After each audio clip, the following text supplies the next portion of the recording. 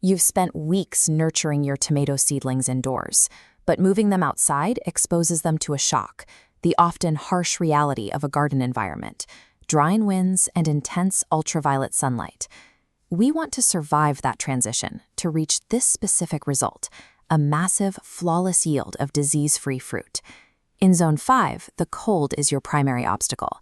A late spring frost can permanently stunt a tomato plant, essentially locking it in a juvenile state for the rest of the season. You have to wait for the environment to settle. Check your soil temperature with a probe. It needs to hold consistently above 60 degrees Fahrenheit before you transplant. This patience serves as your first defense. Planting a week too early introduces physiological stress that makes the plant permanently vulnerable to infection. Step 1 is picking the right spot. You need a well-drained area that receives full, direct sunshine all day long. This garden grid illustrates why rotation is mandatory. If you plant tomatoes where peppers or eggplants grew within the last 2 to 4 years, pathogens from the previous crop can immediately infect your new seedlings. Once you have your location, prepare the ground. Dig compost or aged manure deeply into a 3-foot wide by 2-foot deep area for each plant, providing the loose, rich soil roots need to spread quickly. While you are turning the soil, verify your pH. Tomatoes absorb nutrients best in a range between 6.5 and 7.0. If a test shows you are too acidic, work in garden lime to ensure the plant can actually access the minerals it needs.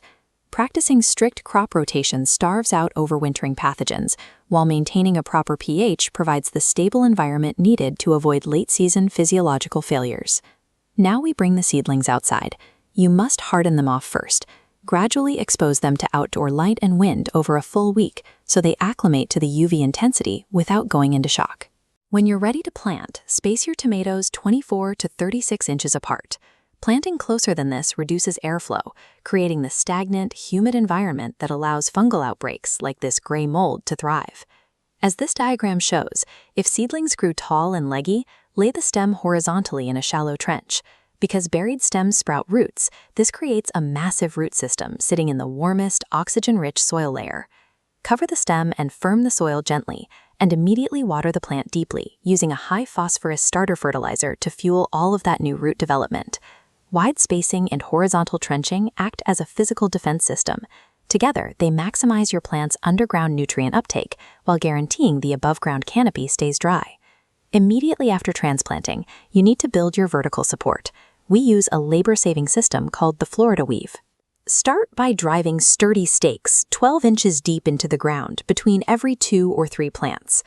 In this top-down view, tie twine to the first stake, pulling it tight in a figure-8 pattern around every stake. Then weave back in the exact opposite direction, securely sandwiching every plant stem between 2 tight walls of string. To make this easier, thread twine through a PVC pipe. It acts as an arm extension, letting you pull it tight without straining your back. The Florida weave provides structural support while serving as a critical sanitary measure. By holding the foliage perfectly upright, the leaves dry quickly and remain physically isolated from soil pathogens. To maintain that airflow through the summer, identify your plant type. Determinate or bush varieties grow to a set height and require no pruning. Indeterminate or vining varieties grow indefinitely and require weekly management. For indeterminate plants, you must manage the suckers. These are new side shoots that sprout in the leaf axil, the V-shaped joint between the main stem and a branch. Pinch these out with your fingers before they reach 2 inches long to keep the plant from becoming too bushy. Next, protect the soil below. Apply a 2 to 4 inch layer of organic mulch, like straw or clean hay, completely covering the ground around the base of your plants. This diagram shows why mulch is mandatory. When rain hits bare dirt, it splashes soil-borne fungal spores directly onto the lower leaves. The mulch acts as a shock absorber, neutralizing the splashback and keeping those spores in the ground. Follow the absolute cardinal rule of tomato sanitation.